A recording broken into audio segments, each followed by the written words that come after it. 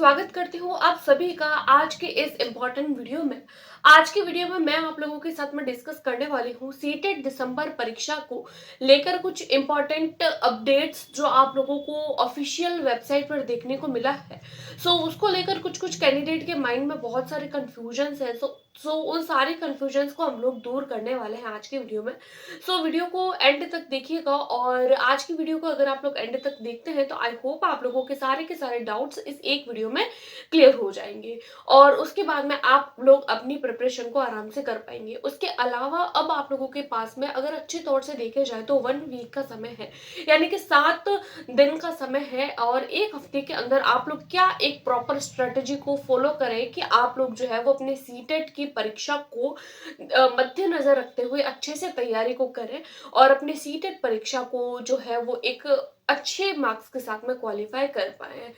Hello everyone, this is Tamanna and welcome back to the YouTube channel the Shiksha zone. Discuss करेंगे आज की video में CTET परीक्षा को लेकर। सबसे पहले अगर मैं बात करूं आप लोगों की सीटेट परीक्षा को लेकर कि इसके जो प्री एडमिट कार्ड है वो आप लोगों को इसकी ऑफिशियल वेबसाइट पर जो है वो देखने को मिल गए हैं। प्री एडमिट कार्ड का मतलब क्या होता है जो आप लोगों के ऑफिशियल वेबसाइट पर आए हैं। देखिए, आप लोगों की जो सीटेट की परीक्षा है इसमें हमेशा 2 प्रकार के एडमिट कार्ड निकलते हैं। एक आता है प्री एडमिट कार्ड और दूसरा आता है आप लोगों के मेन एडमिट कार्ड। अब ये प्री एडमिट कार्ड क्या है? प्री एडमिट कार्ड के माध्यम से आप लोगों को अपने परीक्षा का जो भी शहर है, जो जिला है, उसकी जानकारी दे दी जाती है। यानी कि जिस भी जिले में आप लोगों को परीक्षा के लिए जाना है उस जिले की जानकारी आप लोगों को प्री एडमिट कार्ड में दे दी जाती है और जो मेन आप लोगों के उस जिले में जो सेंटर होने वाला है उसकी जानकारी आप लोगों को इसके माध्यम से नहीं दी जाती है।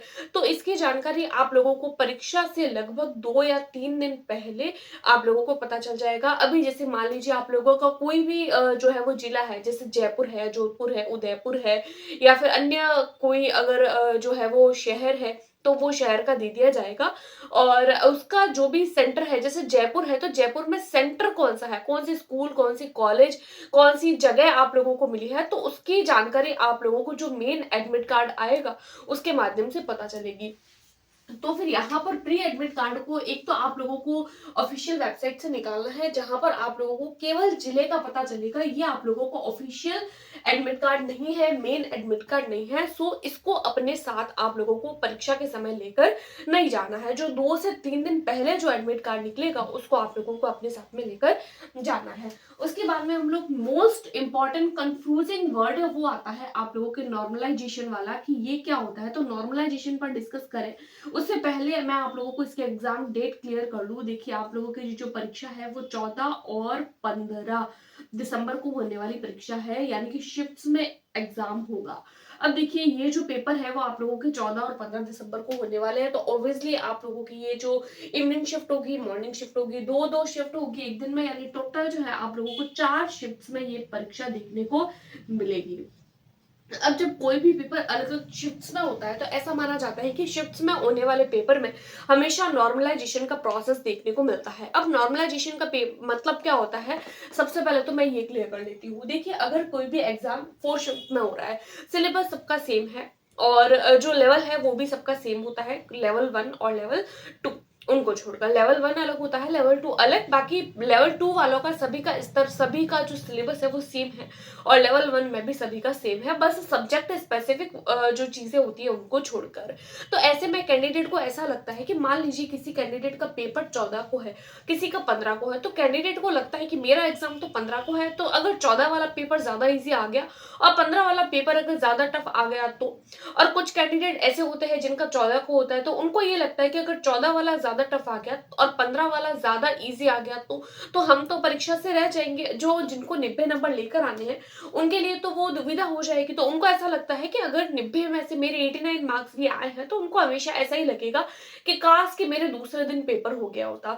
तो ऐसे में क्या होता है, अलग अलग जब शिफ्ट्स में पेपर होता है तो जो हमारी बोर्ड होती है उसके माध्यम से एक नॉर्मलाइजेशन का प्रोसेस करवाया जाता है, जिसमें ऐसी शिफ्ट जिसमें पेपर टफ आता है तो उसके मार्क्स को कुछ कम करके पेपर के स्तर जो होता है उसको एक लेवल पर ले आया जाता है। तो वो जो सेम उसका लेवल होता है उसको भी हम लोग नॉर्मलाइजेशन कहते हैं। इसमें से कुछ कैंडिडेट्स ऐसे होते हैं जिनको फायदा भी होता है और कुछ कैंडिडेट ऐसे होते हैं जिसको नुकसान भी होता है, क्योंकि जिनका बहुत अच्छा गया होता है पेपर और ईजी आता है तो नॉर्मलाइजेशन के माध्यम से उनके मार्क्स को कम भी कर दिया जाता है, और कई बार जिनका पेपर टफ आता है तो उनके मार्क्स को बढ़ा भी दिया जाता है।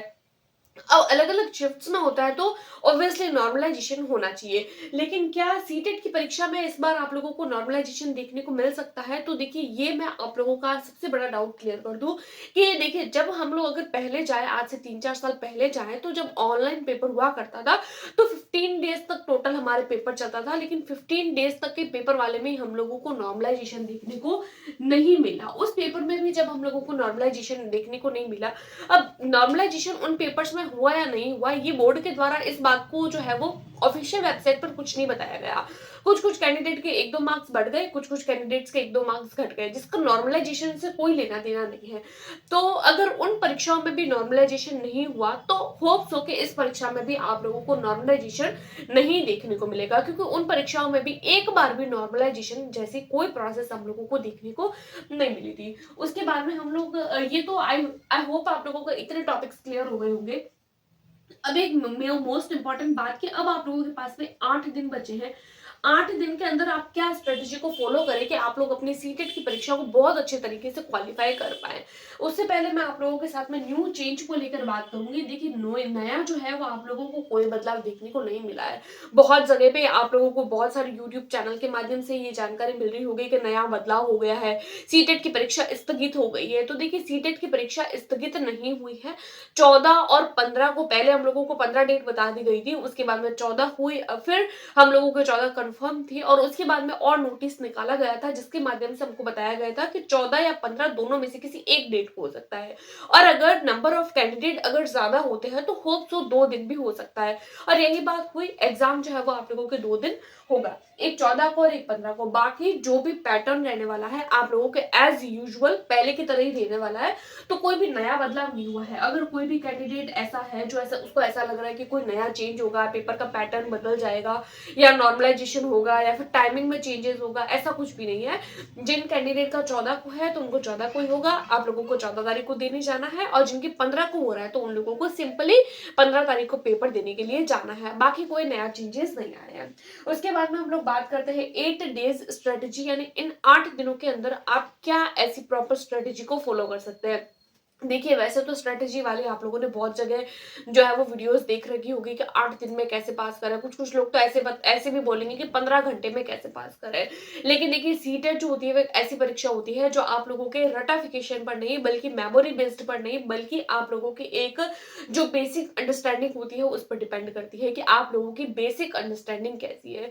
जितनी ज्यादा आप लोगों की अंडरस्टैंडिंग होगी, आप लोगों को खुद को लगेगा कि नंबर ऑफ क्वेश्चंस को सॉल्व करने का जो तरीका है वो कितना अच्छे से आप लोग जो है वो फॉलो कर रहे हैं। तो सबसे पहले तो 8 दिनों के अंदर मैं ऐसा तो नहीं बोलूंगी कि अगर आप लोग बिगनर्स हैं तो भी आप लोग 8 दिन के अंदर जो है वो 110 प्लस ले आएंगे। लेकिन हाँ, मैं एक आप लोगों को ऐसा बोल सकती हूँ कि कुछ एक बातों को अगर आप लोग ध्यान में रखते हैं तो होप्स आप लोग भी पास हो सकते हैं, क्योंकि ज्यादा मार्क्स नहीं लाने हैं। एज अ जनरल कैटेगरी आप लोगों को 90 मार्क्स और एज अ अदर कैटेगरी आप लोगों को 82 मार्क्स लेके आना है।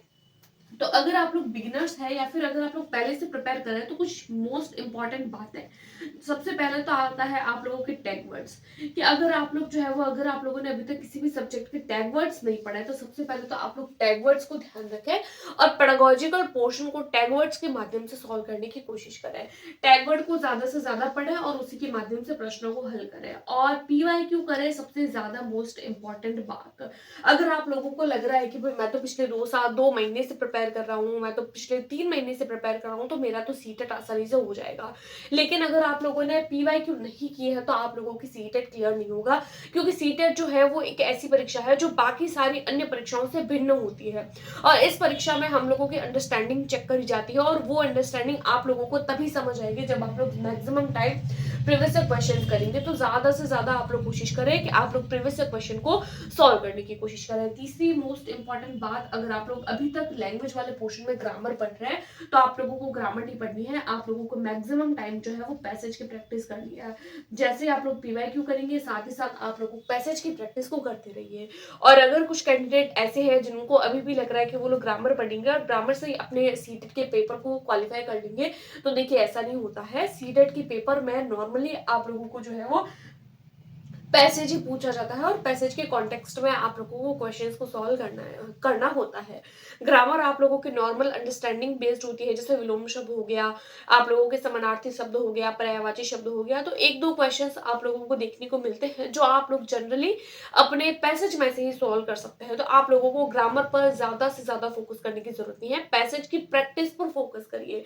जितनी ज्यादा प्रैक्टिस आप लोग करेंगे, और कई बार ऐसा कैंडिडेट को लगता है कि हमें पैसेज की प्रैक्टिस क्यों करनी है, हम तो बचपन से ऐसी चीजें देख रहे हैं, बस आंसर हमारे सामने होंगे, क्वेश्चन भी हमारे सामने होंगे तो हम सॉल्व कर लेंगे। नहीं, सीटेट ऐसा नहीं देता है। सीटेट में पैसेज भी थोड़ा स्टैंडर्ड लेवल का आता है, तो उसके लिए आप लोगों को जो है वो एक जो है वो स्टैंडर्डाइज्ड प्रैक्टिस की जरूरत रहती है। तो आप कुछ ये तीन बातों का ध्यान रखें। पीवाईक्यू नहीं किया तो अभी से पीवाईक्यू करें, पैसेज को करें और टैगवर्ड्स को ध्यान रख के अपने पेडागोजिकल पोर्शन को पढ़ने की कोशिश करें। सो ये कुछ बेसिक बातें थी और बेसिक कंफ्यूजन्स थी जो आज की वीडियो में मुझे आप लोगों के साथ में शेयर करनी थी। और आप लोगों की सीटेट की प्रिपरेशन कैसे चल रही है, आई होप बहुत बढ़िया चल रही होगी। आज की वीडियो में इतना ही, मिलते हैं नेक्स्ट वीडियो में, तब तक के लिए टेक केयर, गुड बाय।